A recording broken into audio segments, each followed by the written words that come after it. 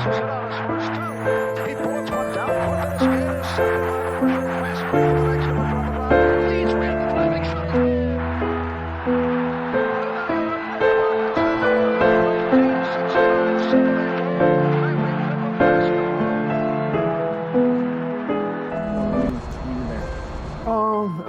a hustling and bustling city. I mean, you come out from a town, in my hometown at that time, Bernese only had 2 red lights. In Grambling, I don't think they had any.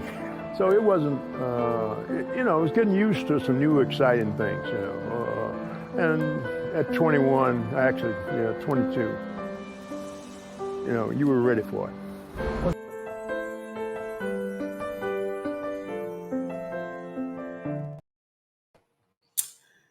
Guys, welcome to Cap Space Jam playoff edition. But I just saw the news that Willis Reed had passed away, and he was Knicks royalty, a 2-time champion for us. One of the pioneers and the guys that have paved the way for the NBA as it is today, a sport that I love, and of course the team that I love. He lived a long life, and but I did want to honor him a little bit. So instead of our normal intro, we're going to just start it off with that. And rest in peace to Willis Reed, and, of course, wishes to his family and all that stuff. So we're going every week for the rest of the fantasy playoffs. So I just wanted to keep the streak going.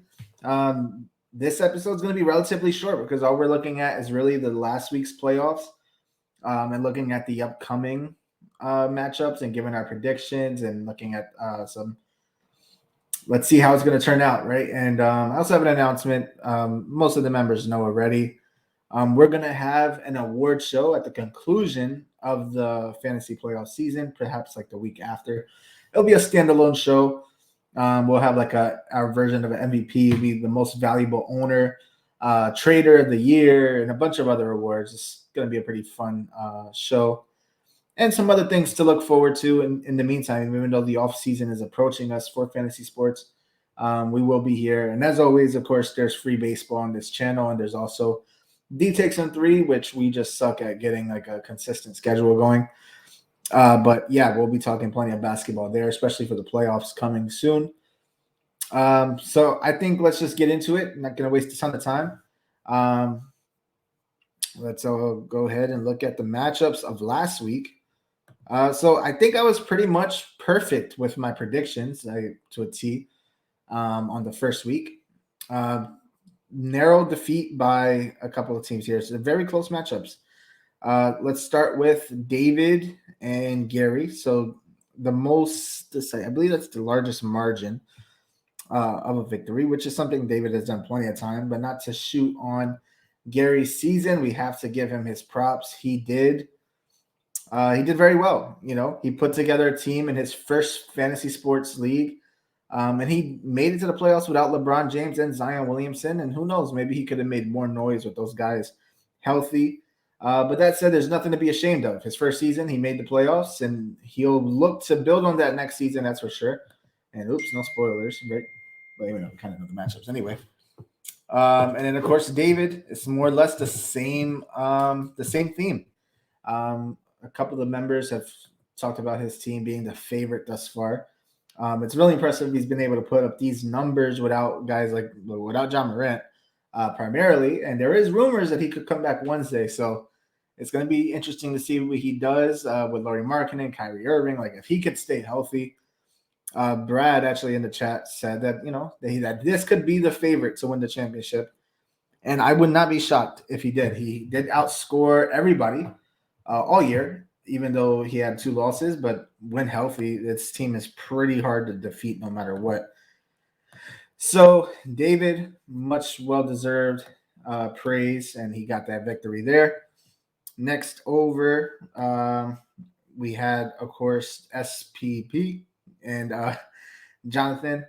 Again, Jonathan put up a really solid season. I expect him to do well as the seasons go along and as we approach the off season.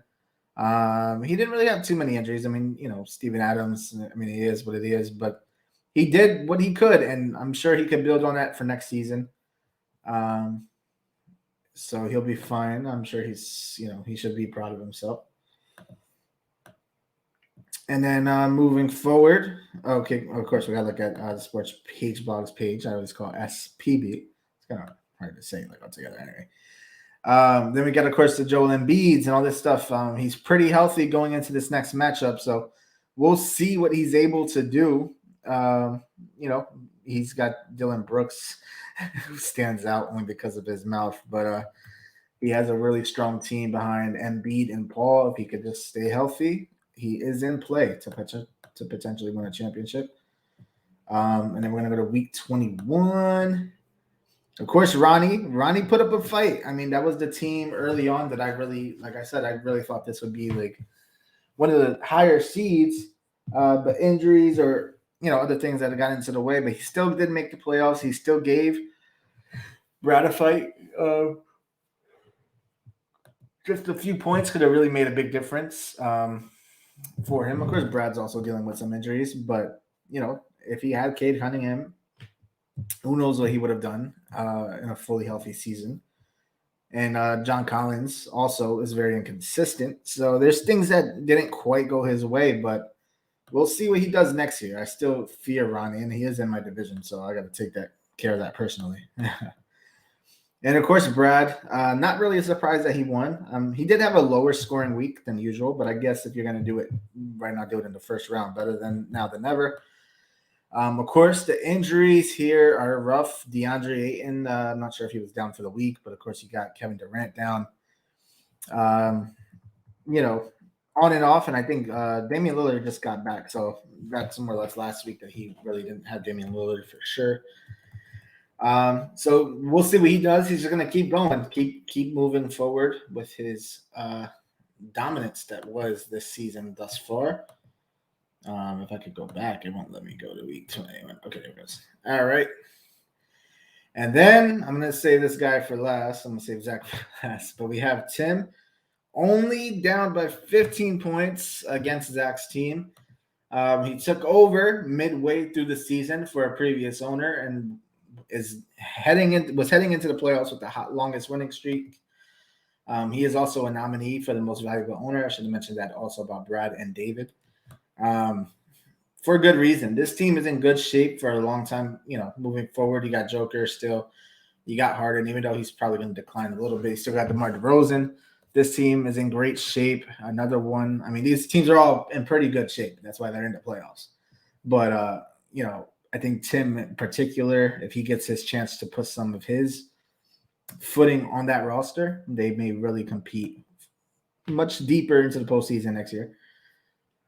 And then Zach. I mean, I don't really have to tell you much about his team. He'll tell you all the good stuff about him. But you know what? He has a reason to brag. Okay, I gotta give the devil his due. Look at his team. It's a great team. Okay, it's a really good team. Like he constantly says, ever since that final trade, ever since he came together with this roster, he has been undefeated. He's been on a pretty tear. Like he's been on a tear with this squad for sure. And there's not really a dependency on wild cards, which is a pretty big nod to his team, with this roster. Of course, he has some financial issues that he wants to settle, which I've mentioned last week. But yeah, and he's expected, I think Halliburton will come back pretty soon. So he's questionable for tomorrow. So we'll see what happens if he comes back. But let's see how important it is. I know we just got a peek at it, but let's look at next week's matchups while we're here. Week 22. Oh, I'm going ahead of ourselves. So week 22. So far we have David and SPB. So far he's losing by a little bit. It's only today's Tuesday, so we're only one matchup in. As far as like 1 day into the matchup. So like I said, his team is in pretty good shape. Both teams are in pretty good shape. I don't know if David set his lineups completely, but the projections are going towards the Sports Page blog to win the matchup this week. But I do want to note, I don't believe that the projections are taking into account the return of John Morant. It's expected to happen Wednesday. I don't know. Let's see if it's for sure. This is the latest update here. So he's coming back very soon. Let's see. He spoke to the media yesterday. So he's hopeful. He's hopeful to come back Wednesday. So with Morant back into the picture, that could really flip this matchup. But Sports Trade Block is just so consistent, like his lineup setting. I think I'm gonna give the slight nod. I guess it's a boring pick because he would be expected to win as far as like standings go and everything. I'm gonna give the matchup win to David. I think David's gonna pull it off in the end, but I would not be shocked if the Sports Page Blogger wins. Either way, it's been a great season for both of them, but of course, the championship is how you want to end it. So we'll see how that goes. This might be the matchup of the week, that's for sure. And final matchup, this is it. This is it. Two matchups, before the championship next week. We got Brad's team, of course. He's not going to get Kevin Durant back. I mean, Chris Duarte put up some numbers here and there. He is questionable. I don't know if he's going to get DeAndre Ayton back. Let's see. He's got a hip contusion. He's ruled out for Sunday. That was last couple of days ago. So we'll see. He may be back at some point this week. Right now, I will note that Zach sets his lineup more on a daily than he does for the entire week. So the projections here are a little bit skewed in a way, and he is winning by 64 points. I will say this. If he could get Halliburton back, then I probably will give Zach the upper hand here. The thing is, I mean, Devin Vassell going down kind of sucks, but he puts up numbers, but he's not like a star player or anything. He will put up numbers. Let's see. Halliburton's been down. He is questionable for tonight. So I gotta say, I think if Kevin Durant was in the mix for Brad, I would probably have to give him the win. But when you look at this team and you look at Julius Randle, who's been playing out of his mind, he literally, had the most points, even though it was a loss for my Knicks, the most points since Carmelo Anthony had in 2014. Was it 57? Yeah, it was 57 points from him. You got Jabari Smith, Zach LaVine. Like this team is just kind of stacked in a sense where it's a super team. And it clearly means a lot to Zach, which I'm glad that it does.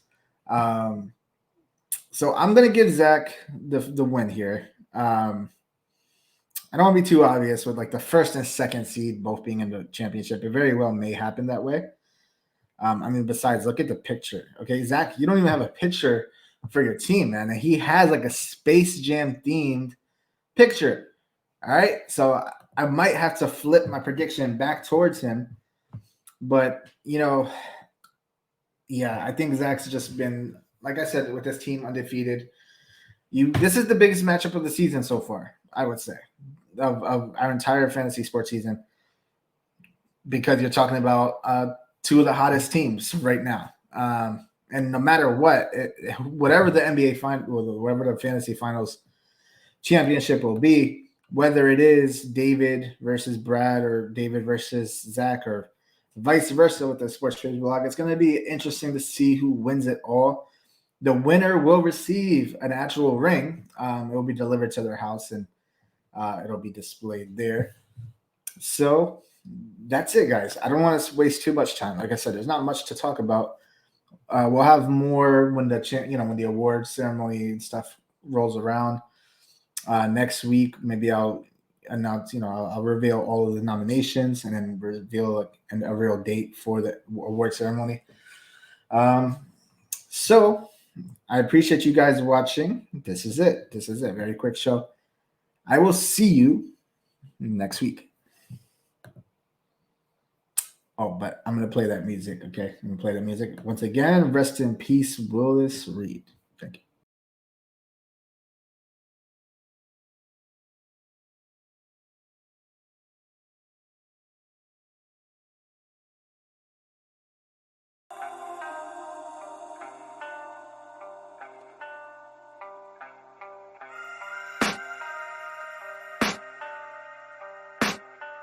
I can hear the demons call when they do what they do.